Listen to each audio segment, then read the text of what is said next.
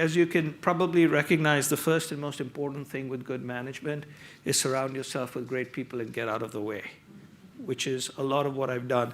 And in fact, many of them, and Kerry is one who's been more gentle, will tell you that they did. There's a guy called Tim Harris, for instance, who will tell you he did all the work and I just hung around, which actually is sort of true. But on the other hand, he still hangs around with me, which is probably good. So with that being said, what I'm going to do is speak for about 20, 25 minutes, and then we're going to have a conversation and open it up for Q&A. And I'm going to talk about some themes from my book. And I'm going to begin by telling you why I wrote the book. Then a little bit about how I tried to do something very googly. And I know a little bit about Google because when Stockholm IP was formed, a gentleman came to our office and no one took him seriously. His name was Sergey Brin. Okay, this was 1999. So that sort of gives you an idea of how long we've been there. And one of my daughters spent 5 years in Mountain View, so I have some concept of what goes on in this place, though no one has ever given me a job here, so that's a different thing. So, with that being said, the reason I wrote the book was because I was very worried that something was going wrong all across business in the world. So this is not an advertising or marketing book. This is basically a business book. And I was worried that because of companies like yourselves and Facebook and Amazon and others, that people were starting to tilt towards what I call the left brain. They were tilting more and more towards math. And as a result, I thought they were hurting people, society, and in the middle to long run, they were hurting their own employees and they were hurting their own company. And as someone with an advanced degree in mathematics, an MBA in finance, and someone who has some credentials in understanding what digital is and was, I thought I would be an interesting voice to say so, because it wasn't like I was an art student who was anti-technology to do so. And I shared some of these thoughts in a fireside chat in September, I believe, in Soldier Field. Some of you all may have been there. I know Mac was there, and mentioned it to your management. And I basically, I just spoke the other day to 2,000 people at Twitter on responsibility in an age of data, okay? And where Matt Turla and Jack Dorsey asked me to speak to them. So this is not a anti-tech, anti-science, anti-the future person, right? I'm pro-Google, pro-Amazon, and then I'm not that pro some other people, and I'm pro-future change. But here was the concern. The concern was the following.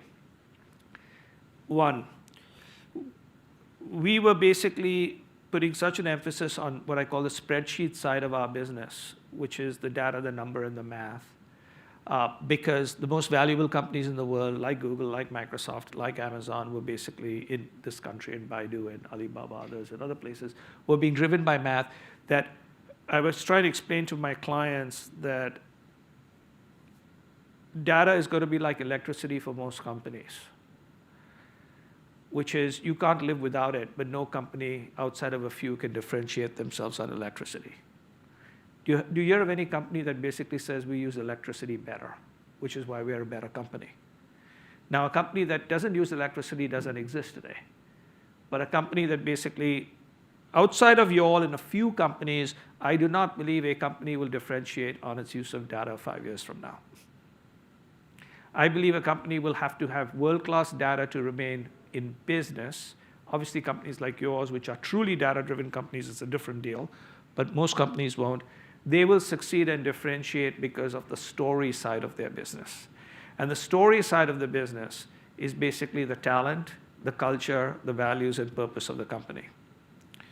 I'll give you an idea how that works. I do not have a citation for this. I wish I had written it down, but it is not something I made up because I don't have to make this up. But let's look at one of your competitors, not your competitor, but one of the companies in your space, which is Facebook. So Facebook, 2 years ago, if someone who was an engineer got a job at Facebook, 90% of them accepted the job. Today, that number is 49%. The only thing that's changed is the story. Their data is the same. They got more customers. They got a whole bunch of other stuff. But basically, people say, do I actually trust you? And there are people who say, I'm not proud as a world-class engineer saying I work at Facebook. You all have the same issue to a certain extent at Google, right? And so what I've told people is that if you don't focus on the purpose, you don't focus on the meaning, the most talented people will leave a company. This is the way I basically got to run some of the best companies inside the agency business, is I attracted the best talent. And I basically got them to believe that what they were doing was meaningfully important, right? They had great fun. And so what tends to basically happen is folks like you all and like senior management believe what is important and is important in any career is fame and money and power. And I will tell you that money, fame, and power are important.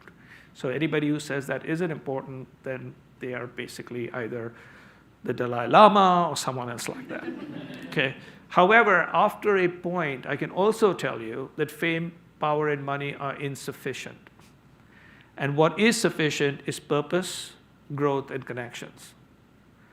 And this is something I've studied over the years. So what basically happens is, fine, I got a little bit of fame, I got a little bit of power, a little bit of meaning. But not everybody will be able to get power and fame. They may get money, right? But some people will get all of those. But then what you basically begin to have are the other three. And those are, can you grow as a person? That's growth. Purpose. Are you doing something that's meaningful and you feel good about? And connections. How do you feel about the people you work with? Your bosses, your colleagues, the people who work for you. And successful companies have those following work. And let me go outside the category. Until Walmart got a new CEO, it was a horrible place to walk into, right? If you walked into a Costco and you walked into a Walmart, they were two totally different experiences, but they were the same thing, if you actually think about it.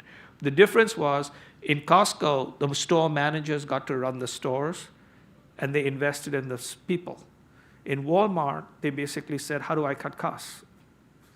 Walmart stock initially did better than Costco, and then the contest was over. So that gives you an idea of a simple thing. Let's look at Southwest versus United Airlines.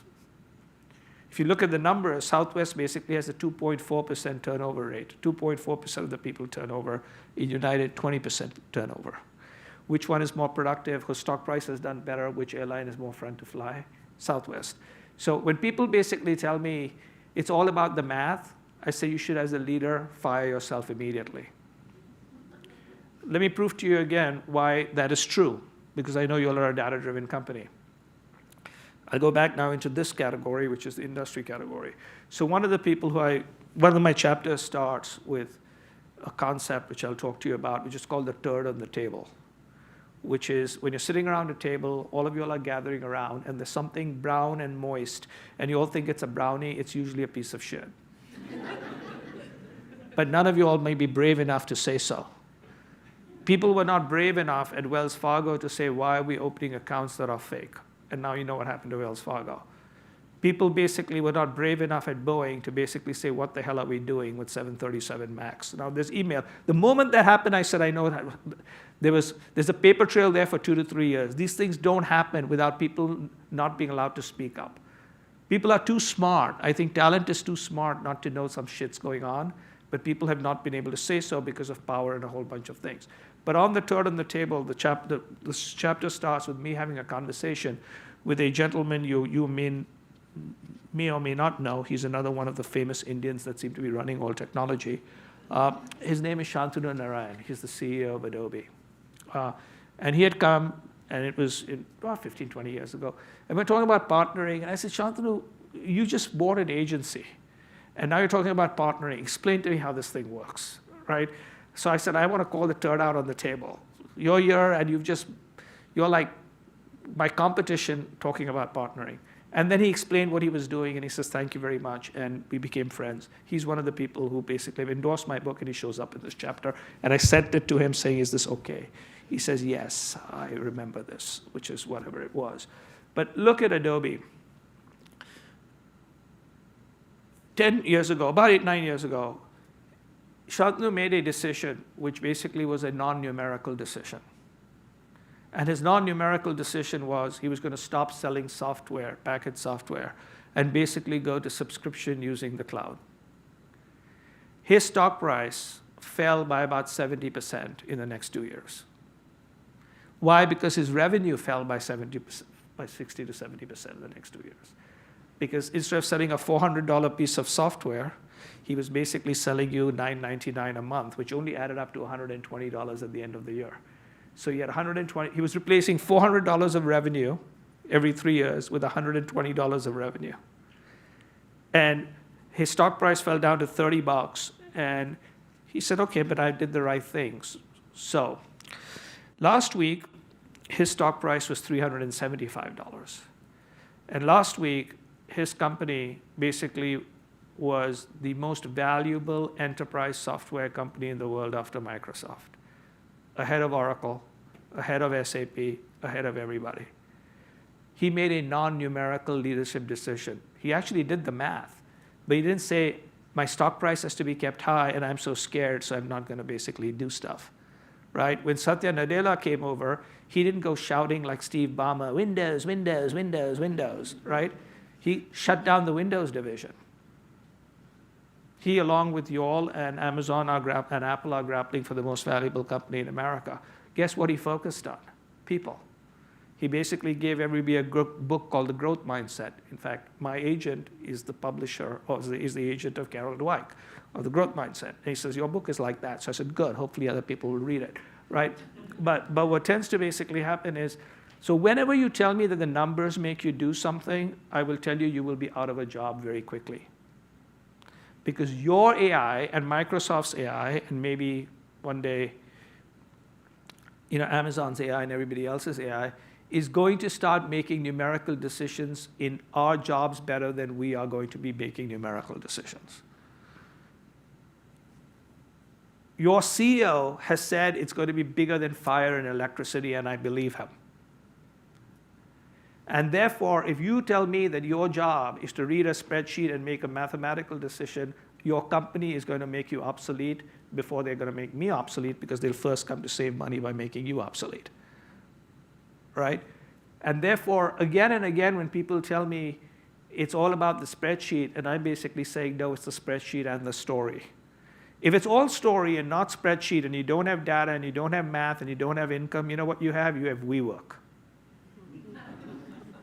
Right? We don't need no WeWork. But what basically happens is, I'm simply saying, is if the world is going to succeed, we're going to have to do something interesting. Now, when I was in the bathroom, and I've become so used to going to Google stuff, I said, I'm going to learn something good, because while I'm pissing, I'm going to read the thing on the top. So interestingly, I read the thing on the top, and I said, oh, these guys are doing better than the rest of the world, but not bad. So if I read what I was reading correctly, 22% of you all are disengaged at work. The number for the United States is 55%. 55% of employees are disengaged at work. And guess what management says? Let's do the following. Let's put out press releases. Let's talk about bullshit. Let's have fewer meetings. Let's talk about math. What do you think is going to make them more engaged or less engaged? Right? As a person with advanced mathematics, I've gone out of my way to make sure that my job doesn't depend on advanced mathematics, because advanced mathematics is done faster by machines. Let's say you're a lawyer. They did a test. Lawyers looking at NDAs for mistakes, right? The average lawyer to go through this document took 30 minutes, and they've covered they discovered 95% of the mistakes. A machine did it in 3 seconds with 99% accuracy. So, therefore, I believe that business can only come back when it's restoring its soul, and its soul is its people, its meaning, and its culture. And so my book basically is about that. And I'm going to talk about 3 or 4 concepts, and we'll open up for questions. But I just wanted to customize this to you all. So one is, there's a chapter on it called Too Much Math. Okay, when I was speaking at your big event, I sent an advanced copy of my book, and they said, here are the 6 chapters that are most applicable to Google. So the way I've written my book is I basically try to rethink what a book is. It's 12 different chapters. You can read any chapter in any order. It's a Spotify playlist. Each one is a freestanding book, right? For a modern YouTube video age, it's like 15, 20 minutes.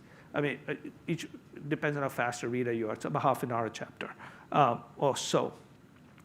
But the ones that related, one was called Too Much Math, Too Little Meaning, which is how do you actually extract meaning from mathematics, which is number one. Another one was called Change Sucks. And the reality of it is, even if you're a company that drives change like Google, you all as individuals are constantly being buffeted by change, right? New technologies, new policies, new laws, new legal, new something. And so I've always believed that change sucks. And the reason I believe change sucks is the following. Isn't it interesting when people come to you and say change is good, they want you to change, but they're saying it's good. When they come and tell me, I basically say, I'm happy you change.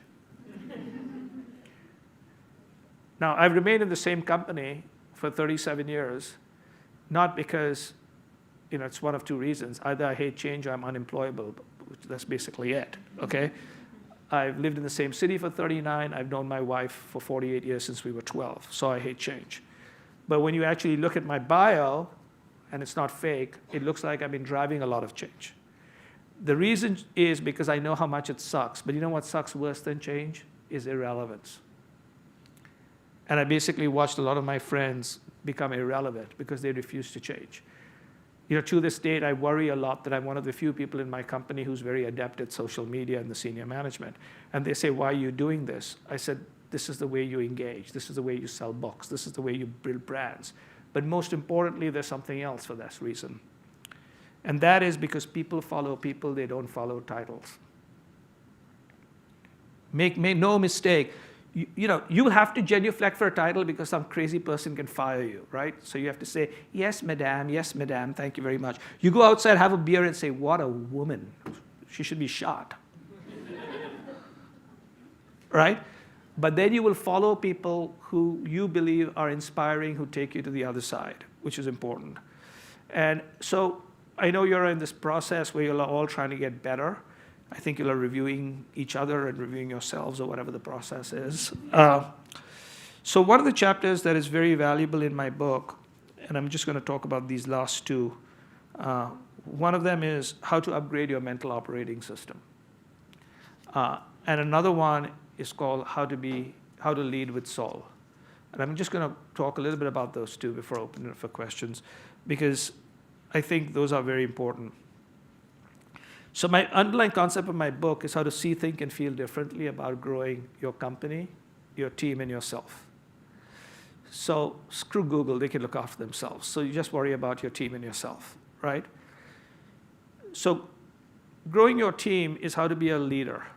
And what I've understood among good leaders is that there is nothing like a good leader or a bad leader. All of us have in us the qualities of being a good leader and a bad leader. The good leaders tend to be good leaders most of the time, and once in a while they show bad tendencies. The bad leaders tend to primarily be bad leaders most of the time, excepting at evaluation time where they show some of their good tendencies, right? It's what they basically do. What's common among good leaders are their 5 characteristics of the good leaders. The first one is they're capable. And I found that people sometimes forget that you have to be capable to be a good leader, right? You have to know what you're doing. So one is capability. The other is integrity. Can you trust them? The third one is vulnerability. Will they actually tell you when they don't know what they're doing? The third is empathy. Can they see your perspective? Can they see someone else's perspective? And fifth is inspiration. Can they basically make you do things that the numbers tell you you should not be doing? Right? Those are the 5 characteristics. And all of us, all of you, regardless of whether you've got hundreds of people reporting to you or nobody reporting to you, have the potential to be a great leader. At the same stage, each of us have some constraints of a bad leader. The good people showed the bad leadership traits under pressure when things get really intense. Sometimes you don't know what the hell you're doing. So one of them is the narcissist. So the narcissist is I, me, mine, everything is all about me. The other one is the micromanaging fiddler. This particularly occurs when there is a big pitch or a big proposal. The micromanaging fiddler has to make sure that every single page is correct. The third one is the Oscar contender, and I'm sure you'll have worked for some Oscar contenders. They slam doors, they sigh, they look away, they yell, they cry, all kinds of other stuff. And the last one is the double-crossing assassin, okay? You know who those are, right? And so the reality of it is I'm calling them out, and a lot of people are giving these to their bosses and saying, read this chapter. I hope it's for the good part versus the bad part. But it's a very flexible thing. But I want to sort of end with the most important thing, which is, okay, Google's fine, Teams fine, what about me, right? And how to upgrade your mental operating system is something that is extremely critical, because I believe that for Google to succeed, you all are going to basically have to think differently. And I'm going to give you one concept that you have to think differently, which is not in the book, because this book is not about advertising or marketing. So I believe that Google is no longer an advertising operating system. I believe Facebook is no longer an advertising operating system. I believe Amazon is no longer a transaction operating system with an advertising operating system. I believe the three of you all are society operating systems. Society operates on y'all, not advertising. And as the more you optimize for advertising, the more you're likely to hurt society. I'm just saying that. 5 years ago, I spoke at Facebook. I still have a thing from David Fisher saying, you were so brave, and I said I was so right to. This was immediately after the election, not 4 years ago, 3 years ago, February 2017, right? And I said, make no mistake, all of you are all stunned in California about the election results. These election results were because your system was gamed in part. And they said, no, no, no. I said, don't be stupid. You're telling me your stuff works for advertising and doesn't work for political advertising? It works better for political advertising than advertising. I need two things for political advertising: micro-targeting and emotion. I can get it, right? No, we don't do anything like that. I said, wake up now, right? That's the key thing that people have to basically sort of understand. This is no longer about that. I'm at the University of Chicago. The University of Chicago basically now is asking whether companies like yours have to be broken up. These are the people who created the antitrust rules that helped take away antitrust, right? Are now basically saying what the hell has happened. Simple thing has happened. It is about society and no longer about consumers. And that's the key thing that you'll have to sort of think about, because I do believe that Google is very valuable in the future, is a great company, but in effect, unless you'll think differently and you still think in the same way, you'll be like surprised. When Balmer was thinking Windows, Windows, Windows, all it required is Satya Nadella to close down the division and say, no, it's about the cloud. We're not about consumer, we're basically about enterprise. And that changed the whole mindset. Mindset matters. How do you all change your mindsets? Maybe Google won't change the mindset, but you can change your mindset, because companies get better when the people in the company change their mindsets. So number one, very easy to do, try to do one new thing every day. When you do one new thing every day, you figure out, and I'm not just saying at work, in your private lives, whatever, that's when you're alive. You're alive when you're doing something new. You remember when you're traveling and your plane gets canceled or you get detoured to a new place? You're now paying attention because it's all new, right? So go home in a new way. Go to a new restaurant. Like when I came in here, I said, what's my new thing? So I said, I better go check out the city market shit. They got a great hot dog, by the way. Stuff like that. So always do one new thing a day. The other one, which you'd be surprised, I'm sure you'll do it, but maybe you'll don't, you must invest 1 hour a day in learning new things. Don't think that because you're at Google, you're going to remain smart. Please. No. You're going to be in its halo of self-love. It's not going to work that way. Okay? It'll feel really good, but no babies will be born. Okay. I'm doing something else. With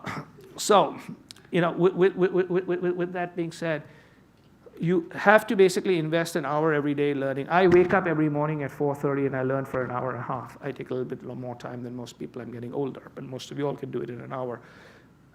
I'm not saying get up at 4:30. You spend 7 hours a week learning. If you don't spend 7 hours a week learning, you will become irrelevant. The only reason that I still know what the hell is going on is because I was doing that, right? So I can talk about things like we're entering the third connected age. I can describe the last 25 years in the fact that the first connected age, which is what made your company, was about connecting to transactions and connecting to information. You all are the information company. Amazon is the transaction company. The second was, guess what? Connecting to everybody, connecting all the time, and connecting to the cloud. Facebook, Apple, Microsoft. Right? We're now entering the third connected age. Data connecting to data, AI. You all have a play there. Things connecting to things, IoT. New ways of connecting, voice, much faster ways of connecting, 5G. Google Home is a device.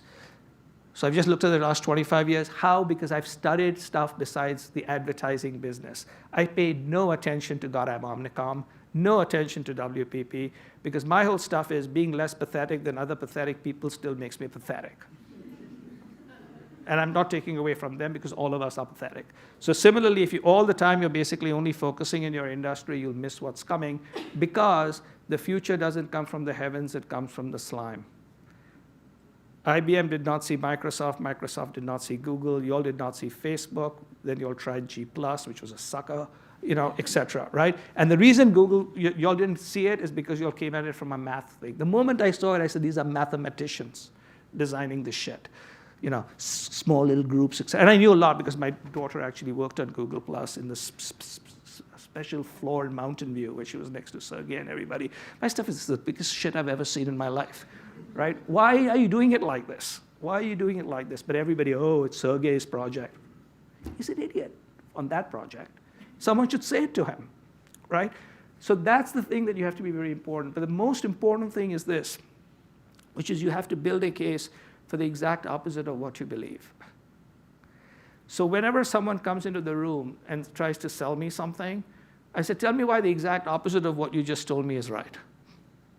And if they say, we don't know, I said, then how do you believe what you just told me? So I go to our management and I build cases as to why they should not do things that I've recommended to them. And sometimes I'm so good at building those cases that they call me and say, I have to have breakfast with you. Did you recommend this, or you're saying we shouldn't do it? Literally, I had breakfast with Arthur Sadoun, right? He says, you said this Epsilon thing was good, but now you're saying it's all bad. Is it good or is it bad? I said, it's good. But I said, I'm giving you facts on both sides, right? And then I said, then as a leader, we got to make a call. And my call basically is, we die slowly or we die fast, or we live. I mean, we die slowly, die fast, or live. And I said, we don't do things like that, we die slowly. This will either make us die fast or live, so choose. Simple choice, right? That's the kind of stuff that I think you'll need to do, because I truly believe that you're an amazing talent and an amazing company, and your company needs you more than you need your company. And the day you don't work in a company where you believe that you are more valuable than the company, you're working for the wrong company. That's what I told all my folks, right? I have a thing. My whole stuff is, you're at a good place if you keep increasing your market value and the company depends on you. But if you basically are sitting there thinking you're some sort of baby, right, suckling at the nipple of basically Google, go find another job, is what I simply basically say. Because that means you're slowly becoming irrelevant. You're not actually growing the company, you're just growing yourself. It's all controversial, but this is the way to actually think, because you all have the ability to both change your company and further your career like nobody else that I know, but you all just have to think different, as the man from Apple said.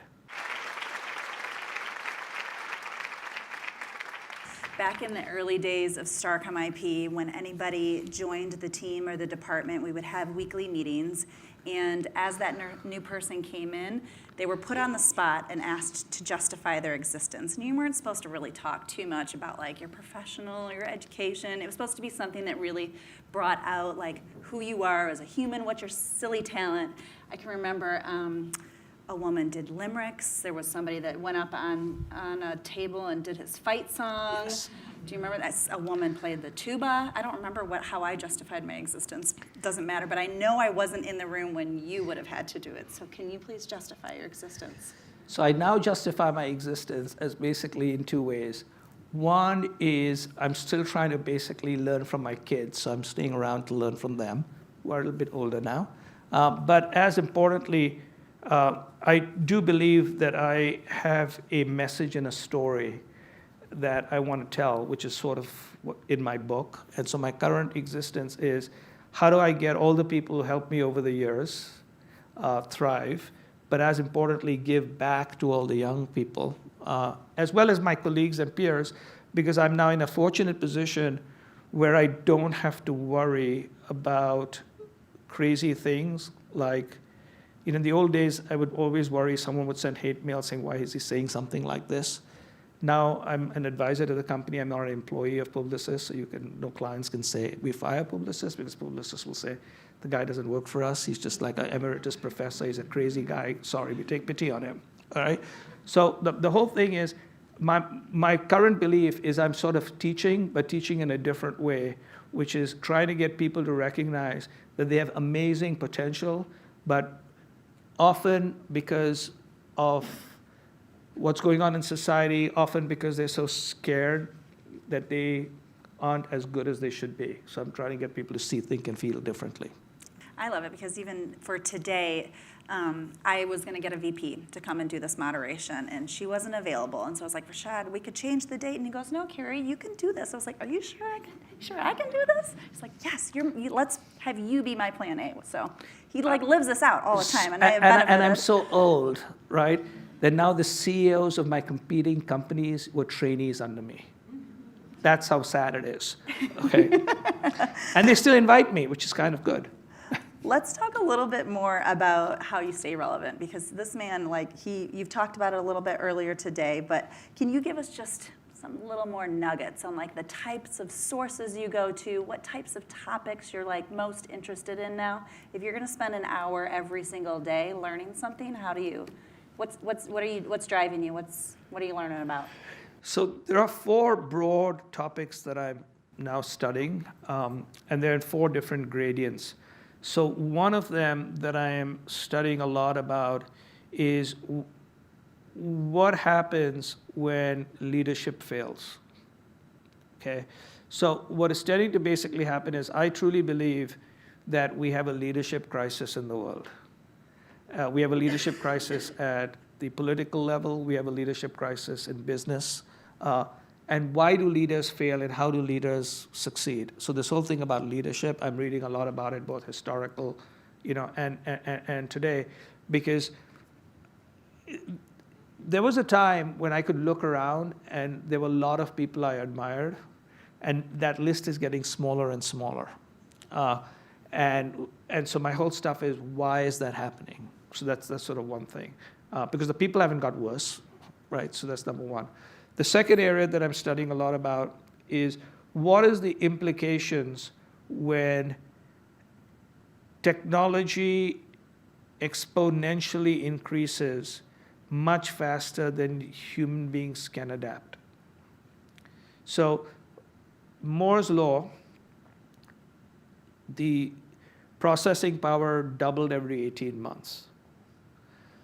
What I read is AI capabilities are doubling every 90 days. And when you basically take AI and you take biotechnology and you combine those two, what we basically now have, and that's the reason why Sundar Pichai, Satya Nadella, and all are basically saying we have to legislate AI, because I think these are amazing leaders. I think Sundar Pichai is a fantastic leader. I think Satya Nadella is a fantastic leader. And what I think Bob Iger of Disney, who basically made the hard decision, to go into streaming, is a great leader. So they're still very good leaders. So that's why I'm studying leadership. I'm studying how the good leaders do it. But similarly, what I'm finding interesting is whether it's Musk or Gates or Satya Nadella or Sundar Pichai, they're all very worried about AI. And at the same time, they're talking about its potential to change society in the good. So I'm trying to figure that one out because it's a society impact. The third one is, it's really fun, but I'm following a deep dive on filmmaking. And it's not because my daughter is in filmmaking. It's because I just got fascinated by it. And what I would encourage you all to do, if you all haven't done this, is there is a show called Better Call Saul. Okay? It's the prequel to Breaking Bad. So if you haven't seen Breaking Bad, see it. It's the best show ever on American television. But even if you haven't seen this fine, this is the prequel, you don't have to. And around season 4, it got better than Breaking Bad. I tell you, without a doubt, it got better than Breaking Bad. But here's the key thing. It has a podcast with it. And the podcast is unlike any podcast. Most of these show podcasts review the show, like who did what and et cetera. This is basically the showrunners. So it's like Vince Gilligan and the people, right?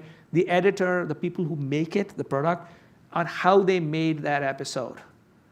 And it is just looking at that show and looking at the podcast and reading books about art and film, because to me, we're living in an age where television has become the highest art form in the world. It's overtaken movies, right? And to a great extent, how does that thing, and I'm fascinated by that, so I'm studying a lot of that. And it's fun, but I'm doing sort of the nerdy element of it, which is the key element. And the last one, which I'm spending a whole bunch of time on, is somewhat fascinating, which is about writing. But I'm rereading the great writers. So in my book, I talk about if you want to get great insights, sometimes you don't have to go to a focus group, right? Read Madame Bovary, read Anna Karenina, you learn more about people than any focus group will. So I'm trying to figure out how literature of the past can allude to the future. So one is art, one is literature, one is AI, and one is leadership. So you think about business, science, movies, and words. And then I combine them, because a big part of my belief is innovation is connecting dots. So I'm trying to have many dots, and then trying to create Reese's Pieces with the butter and the peanut butter and the chocolate. Nice. Love that. It's always a good combo. Let's go into that a little bit deeper, because there is a chapter about unleashing your creativity and how companies recognize that you need a left and a right brain to make the magic and the story happen. But you also allude to the fact that sometimes it's not very natural, that oftentimes companies like ours will do offsites, or they'll create a brainstorm to have that creative outlet happen in that specific instance. What I didn't get, and what I'd love to know a little bit better, is what are some other ways that you can instill from an organizational standpoint more authentic opportunities for creativity and innovation? So there are two big broad things. One is environment, and the second are sort of catalysts. So what we sometimes forget when we do offsites and a whole bunch of other things is ideas and innovation doesn't happen on command. It's not like, okay, now we're going to have ideas. And just because the environment is, we put you in some catalyst ranch and surround you with rubber duckies, it's going to come. It's not going to happen that way, right? And my whole idea is, and at that stage, when you hear what people say, there is no idea is bad, feel free to speak up. My old stuff is, why is it only happening like this one day every 6 months or one day every year? Are other days ideas bad? Are other days where you're not allowed to speak up? Why are you saying? If you actually listen to what people are saying, they're saying you're free of, this is a get out of jail card for one day, and then you go back into jail. So my old stuff is, why don't you take the environment and make it every day? Which is, therefore, create atmosphere where people can speak up, where people aren't scared about talking to their bosses, about sharing bad ideas. One of the things we used to do at both Giant Step and Stockholm IP is they were like, we had crazy people saying crazy things all the time, right? And my whole stuff is, you can say anything you want as long as it isn't disparaging and doesn't make anybody feel bad, right?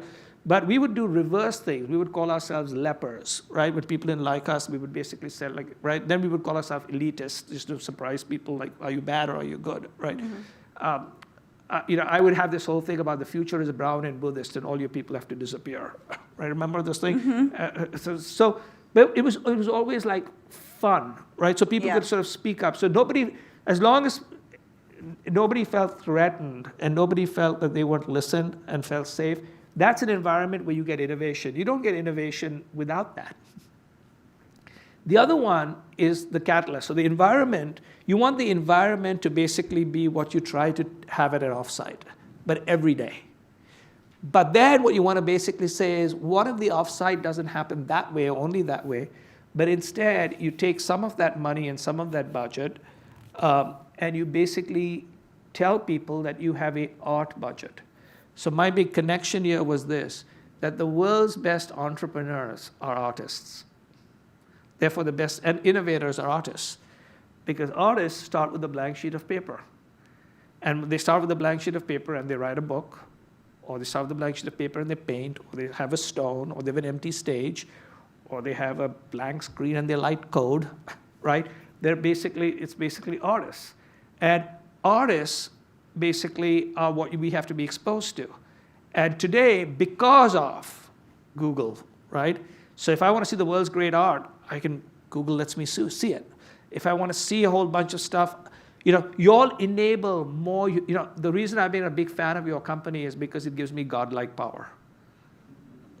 Right? It allows me to conquer space and distance. So my whole stuff is, why don't we use these technologies to basically tell people that, hey, you can go and become members. So like in Chicago, right? I would basically say, look, I'm going to underwrite a year's membership to any 2 things you want in Chicago, and then if you want more than 2, tell me and I'll, right?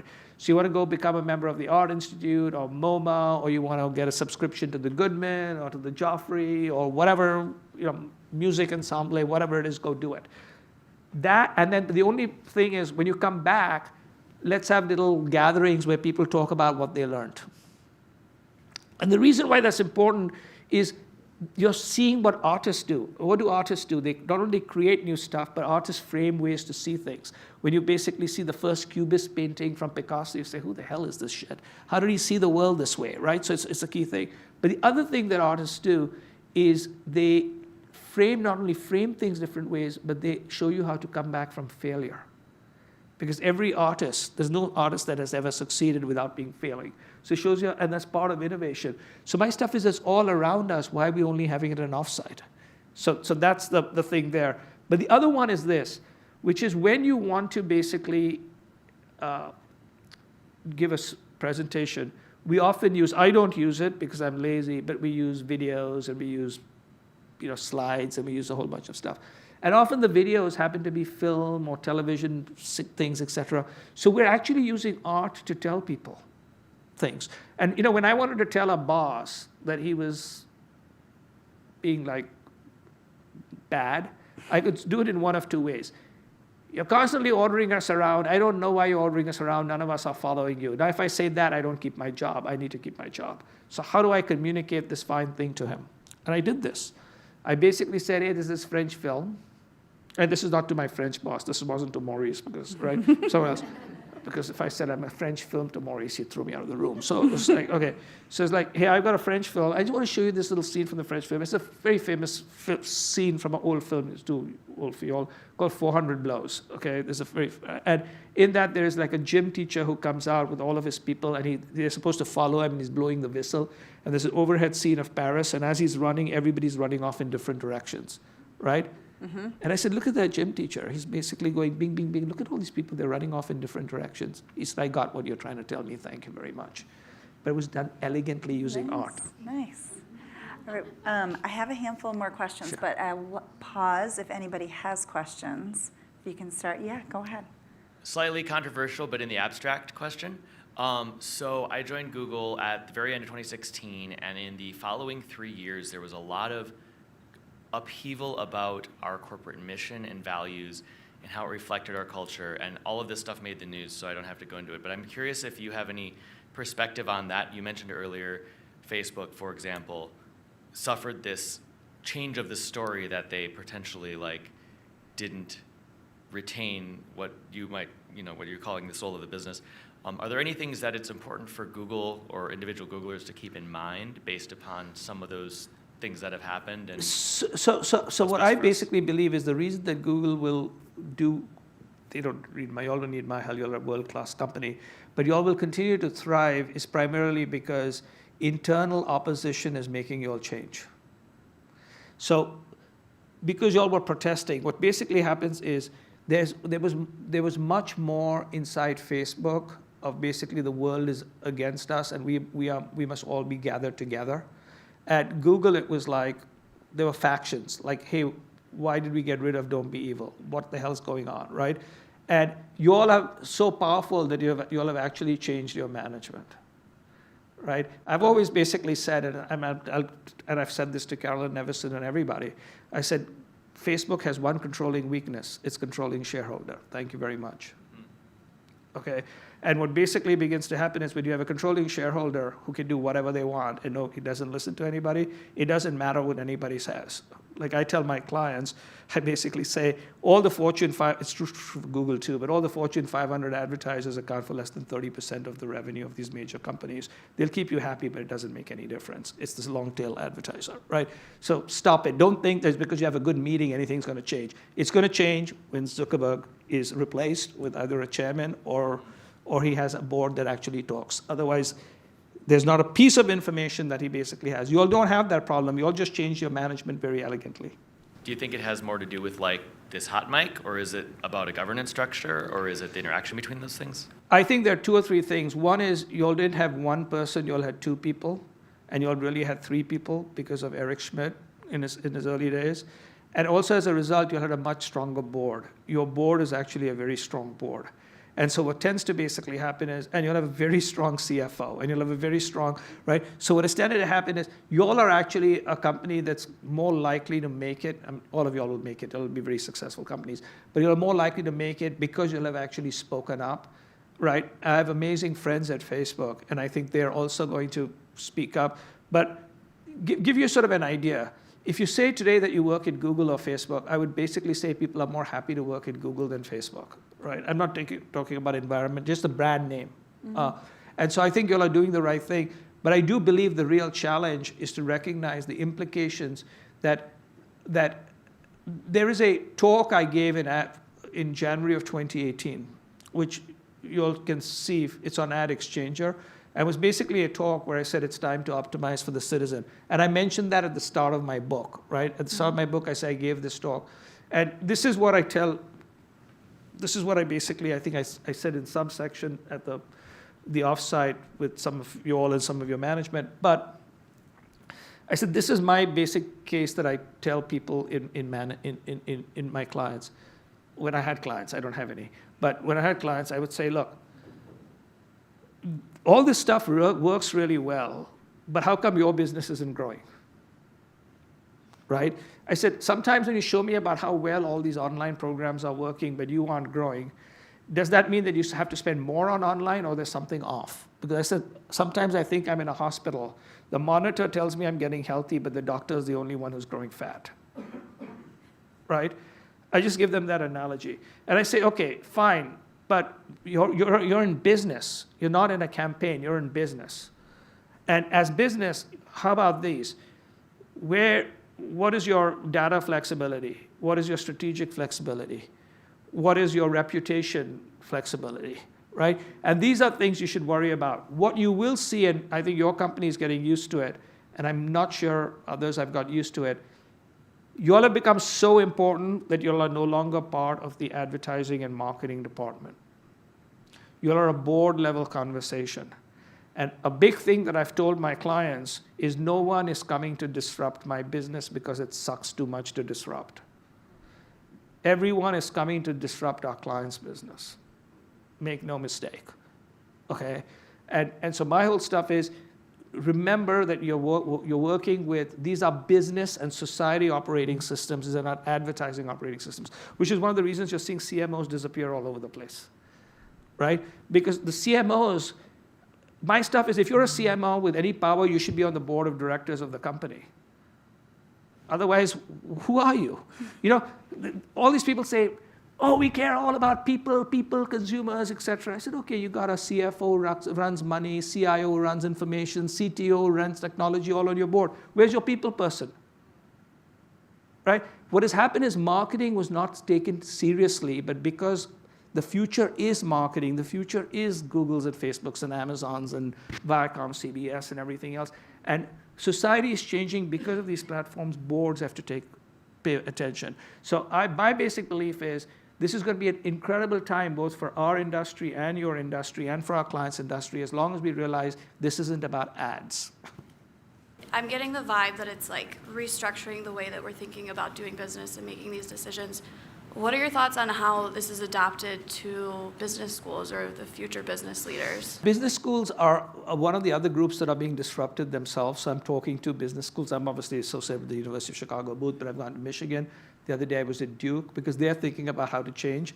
Because in effect, education, healthcare, and finance are the three categories where there's too much GDP in there and not enough value being created. And those are businesses, you all are going to be very big in health for sure. You're trying to be big in finance, right? And I think you all can be very big in education, because the reality of it is the way people are getting educated today is we're pretending that we're still in the 1950s, which we basically aren't.